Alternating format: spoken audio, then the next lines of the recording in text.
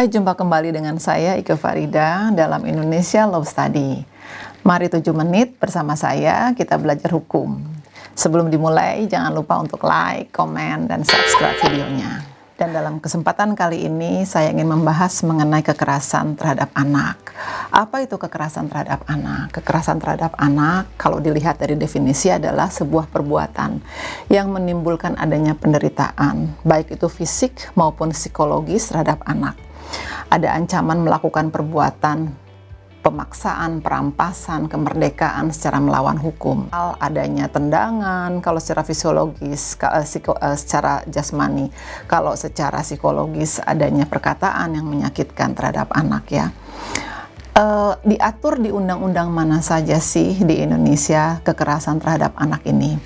Ada salah satunya adalah Undang-Undang Perlindungan Anak.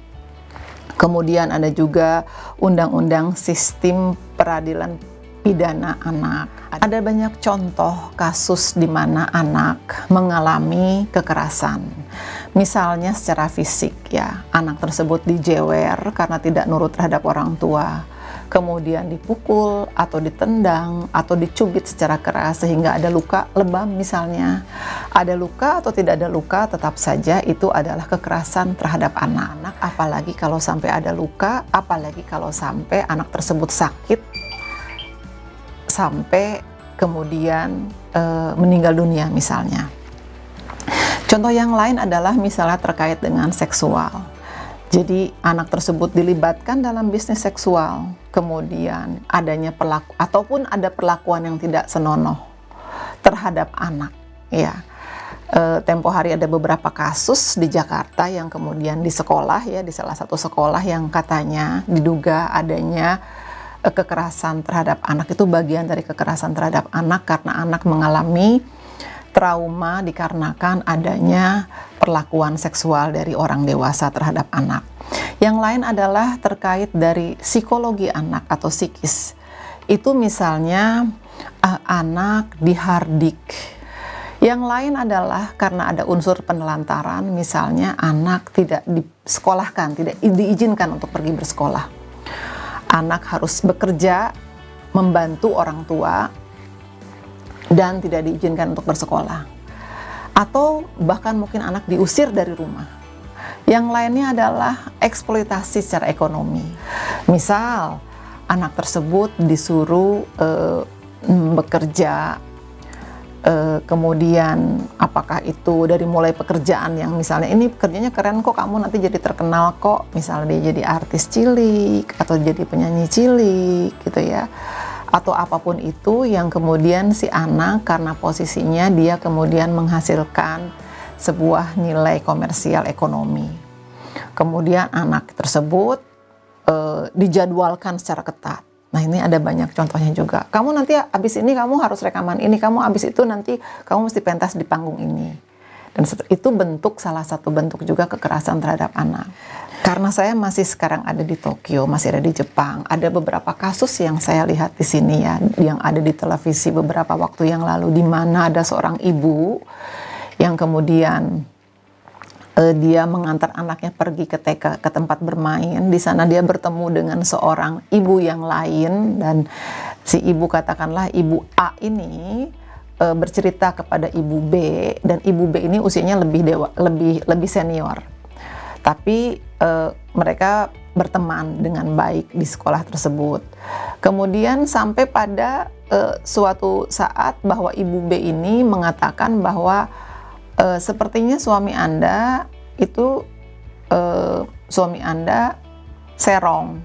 Nah, sekarang untuk memperlihatkan, jadi nanti kalau sampai bercerai, kita harus perlihatkan juga bahwa secara ekonomi kita tidak kuat. Nah, Anda jangan ngasih makan anak Anda terlalu banyak. Sekarang bikin anak Anda biar kurus. Itu terjadi di sini. Akhirnya apa yang terjadi adalah si ibu A ini karena disuruh oleh ibu B, dia kemudian menakar takaran makanan untuk anaknya setengahnya dari porsi yang bisa diberikan. Akibatnya anak tersebut menjadi kurus di luar batas normal. Nah, ini salah satu juga. Alasan apapun itu, Pada akhirnya Ibu A dan Ibu B ini memang ditangkap oleh polisi pada akhirnya. Nah, kejadian yang lain adalah ada anak umur 1 tahun dan 3 tahun yang kemudian ditelantarkan oleh ibunya bahkan sampai dia meninggal dunia. Ada juga anak yang kemudian oleh ayahnya dihukum dengan pistol listrik kalau anaknya tidak nurut gitu.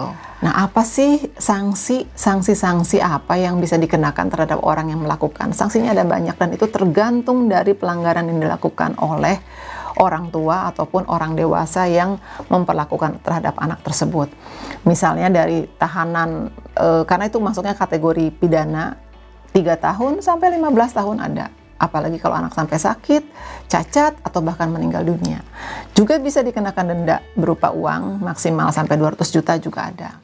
Dan untuk hal-hal seperti ini ada beberapa tips buat orang tua, yaitu salah satunya adalah dengan memasang kamera CCTV, kemudian mengajak bicara anak, bagaimana hari ini, biarkan anak bicara, biarkan anak cerita.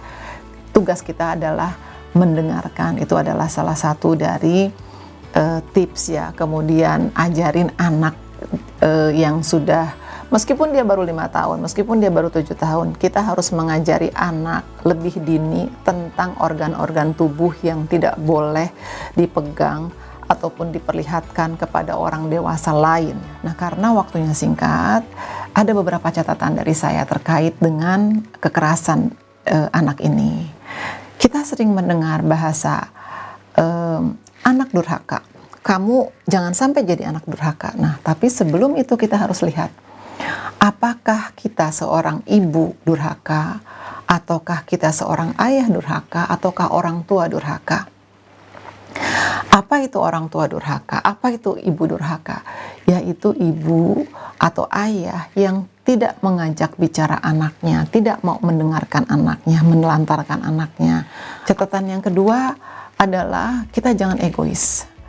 Ketika kita egois, anak kita tanpa kita sadari itu tersiksa anak. Dan yang terakhir adalah jangan lupa bahwa anak itu dilahirkan dengan hak untuk dilindungi, hak untuk dicintai.